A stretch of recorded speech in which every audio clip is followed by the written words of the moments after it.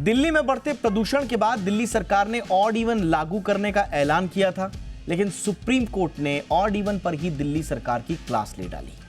Justice Sanjay Kishan Kaul ने कहा कि आप पहले भी ऑड इवन सिस्टम ला चुके हैं, क्या यह सफल हुआ?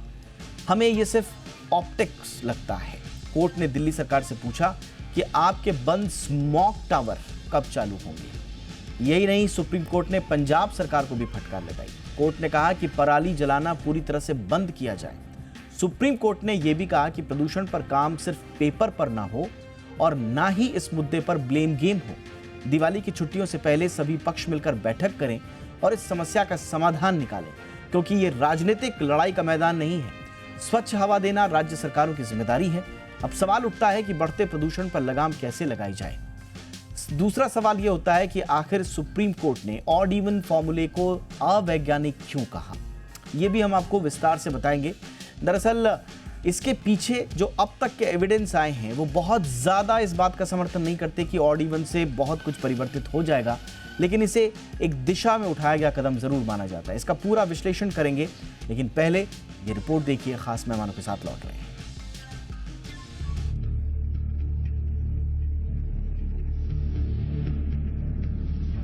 प्रदूषण और पराली पर दिल्ली सरकार और पंजाब सरकार की दलीलों से नाराज सुप्रीम कोर्ट ने तल्ख टिप्पणी की है। सुप्रीम कोर्ट ने कहा कि प्रदूषण पर काम सिर्फ पेपर पर ना हो और ना ही इस मुद्दे पर ब्लेम गेम हो। दिवाली की छुट्टियों से पहले सभी पक्ष मिलकर बैठक करें और इस समस्या का समाधान निकालें। दरअसल पराली जलाए जाने की घटना और प्रदूषण पर पंजाब सरकार ने कहा कि वो पराली जलाने की घटना को कम करने पर काम कर रहे हैं। वहीं दिल्ली सरकार ने भी ऐसा ही जवाब दिया था कि वो प्रदूषण कम करने पर काम कर रही है। इसी दलील से नाराज होकर सुप्रीम कोर्ट ने राज्यों को फटकार लगाई है। इतना ही नहीं, सुप्रीम कोर्ट ने दिल्ली सरकार के ऑड इवन फॉर्मूले को महज दिखावा बताया है। ऑड इवन को लेकर सुप्रीम कोर्ट की टिप्पणी के बाद अब दिल्ली सरकार के भी सुर बदलते नजर आ रहे हैं। ऑड इवन का ऐलान करने वाली दिल्ली सरकार अब असमंजस में नजर आ रही है। पर्यावरण मंत्री गोपाल राय ने कहा है कि सुप्रीम कोर्ट की टिप्पणी का अध्ययन करने के बाद ही ऑड इवन पर फैसला लिया जाएगा। सुप्रीम कोर्ट का निर्देश आएगा, उसको फिर इनकॉर्पोरेट करते हुए उसके अनुसार हम अपनी योजना को बनाएंगे। सुप्रीम कोर्ट ने अल्टीमेटम देते हुए कहा प्रदूषण रोके, नहीं तो बुलडोजर चला देंगे, और ऐसा बुलडोजर चलाएंगे कि 15 दिन तक नहीं रुकेंगे। सुप्रीम कोर्ट ने प्रदूषण पर समाधान निकालने के लिए दिवाली से पहले राज्यों से बैठक करने को कहा है। साथ ही प्रदूषण पर राजनीति न करने की सलाह दी है। सुप्रीम कोर्ट ने कहा कि यह कोई राजनीतिक लड़ाई का मैदान नहीं है। लोगों को स्वस्थ हवा में सांस लेने का हक है और स्वस्थ हवा देना राज्य सरकारों की जिम्मेदारी है। बढ़ते प्रदूषण को लेकर सुप्रीम कोर्ट ने पंजाब सरकार को भी फटकार लगाई है। पंजाब में पराली जलाई जा रही है, इसे तुरंत रोका जाए, क्योंकि ये लोगों की हेल्थ की हत्या के समान है। ये राजनीतिक लड़ाई का मैदान नहीं है, ऐसे में राजनीतिक ब्लेम गेम को रोकें। सुप्रीम कोर्ट ने कहा कि इस मामले को दूसरों पर नहीं थोप सकते, क्योंकि सब काम सिर्फ पेपर पर ही चल रहा है। सुप्रीम कोर्ट ने पटाखों पर बैन को लेकर भी अहम बातें कही हैं। सुप्रीम कोर्ट ने कहा कि पटाखों पर बैन सभी राज्यों पर लागू हो। दिशा निर्देश सिर्फ दिल्ली एनसीआर तक सीमित नहीं है, ऐसे में जरूरी कदम उठाना राज्य सरकारों की जिम्मेदारी है। यही नहीं, सुप्रीम कोर्ट ने ध्वनि प्रदूषण पर भी लगाम लगाने के लिए जरूरी कदम उठाने की बात कही है। ब्यूरो रिपोर्ट, जी मीडिया।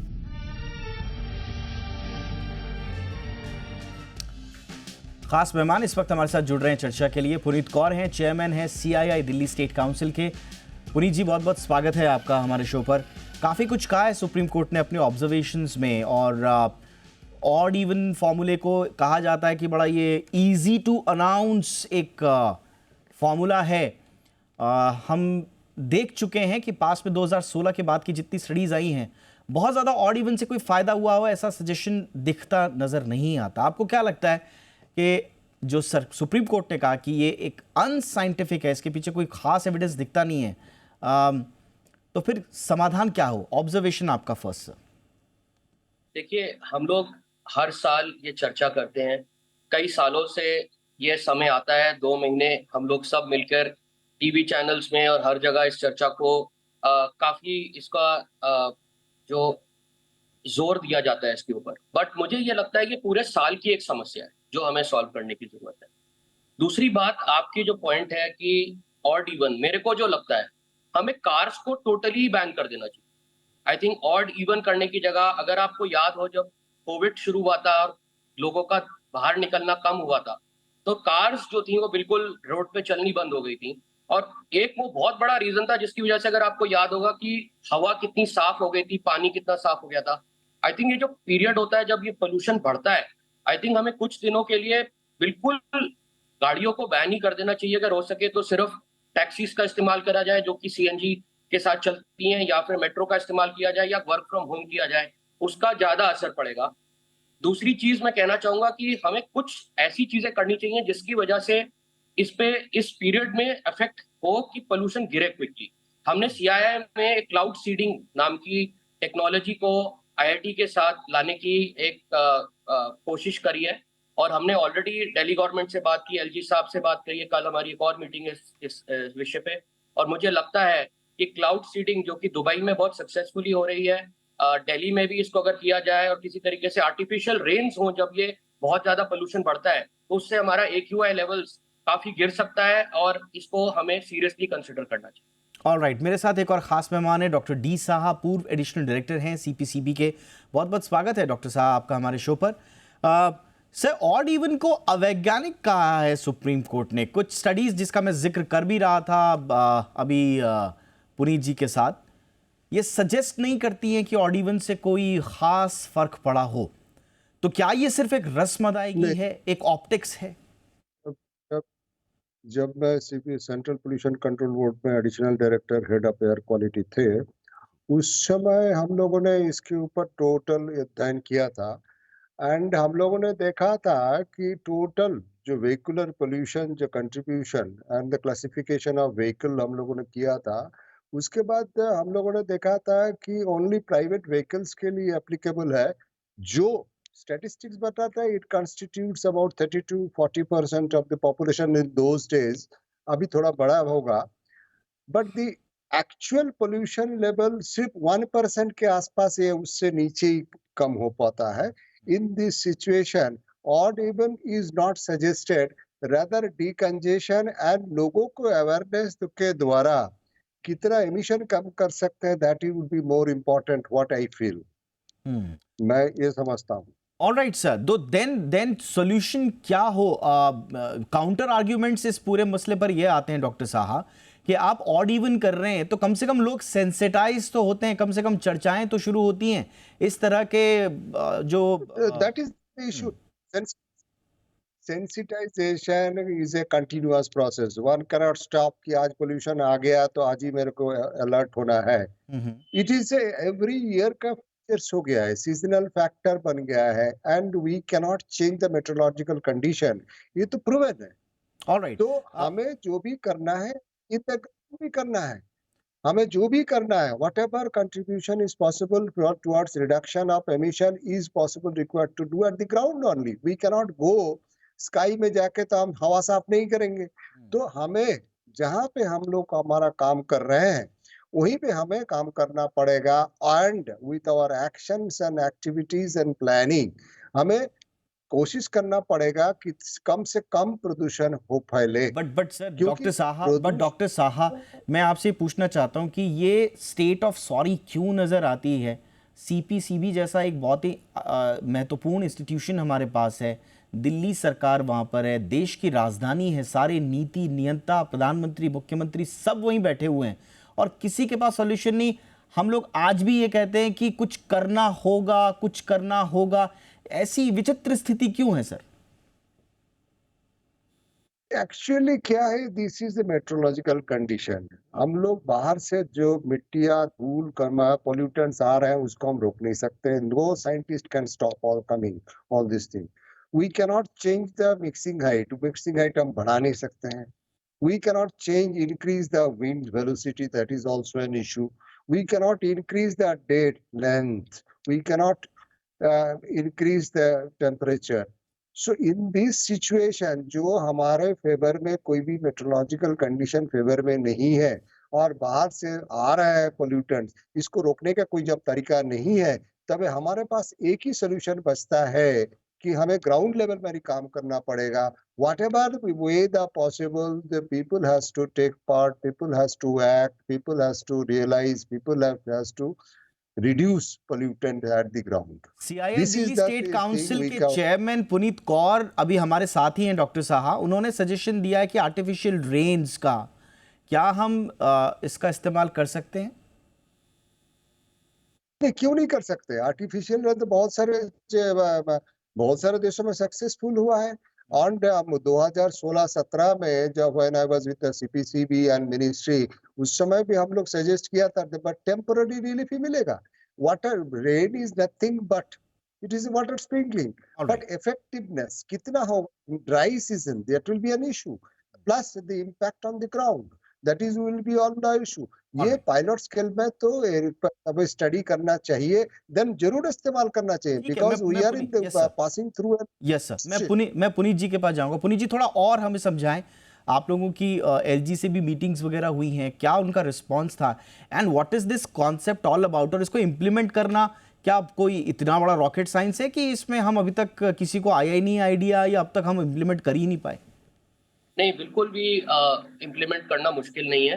अगर आपका इसमें हम लोग ठान लें कि इसको करना है, तो गवर्नमेंट को बेसिकली इसको, हमारी जो आपने शुरू में बोला, डॉक्टर साहब ने बोला कि हमारा ये नेशनल कैपिटल रीजन है, इससे पूरी दुनिया देखती है, देश हमारा बहुत तेजी से आगे बढ़ रहा है, बट एक पोल्यूशन की वजह से ये 2 महीने में इतनी बदनामी होती है पूरी दुनिया में हमारी।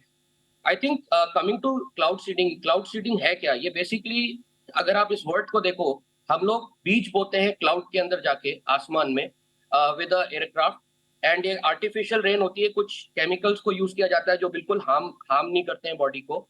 और जब क्लाउड्स, इसमें सिर्फ एक कंडीशन होती है, क्लाउड्स अवेलेबल होने चाहिए, और अगर क्लाउड्स अवेलेबल हैं तो ये तो बहुत सक्सेसफुल स्कीम है। हमने जब आईआईटी कानपुर के प्रोफेसर से बात की है, वो कहते हैं कि AQI लेवल 100 और 150 के बीच में आ जाता है, 5 से 7 दिन रहता है। अगर 3 से 4 बारिश हम, या 4 से 6 बारिश की हम प्लानिंग कर लें, इतना महंगा भी नहीं है, 1 से 1.5 महीने में जो सबसे बुरा पीरियड होता है हवा का, आई थिंक इसका बहुत बड़ा समाधान मिल जाएगा हमको, और हमको सीरियसली इसको कंसिडर करना चाहिए हमारी जैसी स्थिति में। बिल्कुल सर। और लेकिन डॉक्टर साहा जैसा बता रहे हैं कि इससे भी टेम्परेरी सॉल्यूशन मिलेगा, लेकिन इस तरह के इनोवेटिव सॉल्यूशंस को अपनाया क्यों ना जाए? ये बिल्कुल सही बात है। डॉक्टर साहा, हम शुरुआत में भी बात कर रहे थे, हर साल हम बात करते हैं, हर ये अक्टूबर नवंबर का महीना आता है, बड़ी हेडलाइंस बनती हैं, 2-4 विजुअल्स भी ऐसे दिख जाते हैं कि लोगों को मजबूर होना पड़ता है इस पर बातचीत करने के लिए। बट सर, कब तक कहाँ प्रॉब्लम है? अभी तक हम यही तय नहीं कर पाए क्या कि ये मेट्रोलॉजिकल प्रॉब्लम है या पोल्यूशन के दूसरे सोर्सेज हैं? मतलब ये बड़ा अजीब सा मुझे लगता है, लेकिन कहाँ अटकी हुई है गाड़ी, जरा बताएं सर। देखिए मेट्रोलॉजिकल कंडीशन, वन आप लोग भी खुद ही देखिए ना, डे लेंथ हमारा कितना कम हो गया, मिक्सिंग हाइट कितना कम हो गया, हमारा जो विंड डायरेक्शन कितना कम हो गया, हम पलट गया है, विंड वेलोसिटी कितना कम हो गया।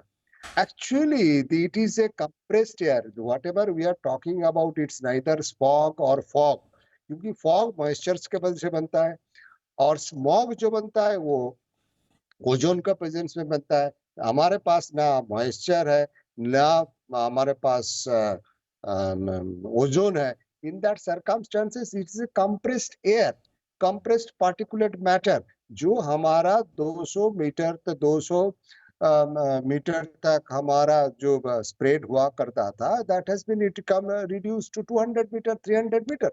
आप सोचिए, ये कमरे में मान के चलिए, I understand sir, I understand कि वहां पर एक लॉक्ड है, एक एनवायरमेंटल लॉक है दिल्ली के आसमान में, जो आप बता रहे हैं कि वहां पर विंड ट्रैप हो जाती है, उनके साथ पॉल्यूटेंट्स भी ट्रैप हो जाते हैं, बहुत कुछ नहीं किया जा सकता।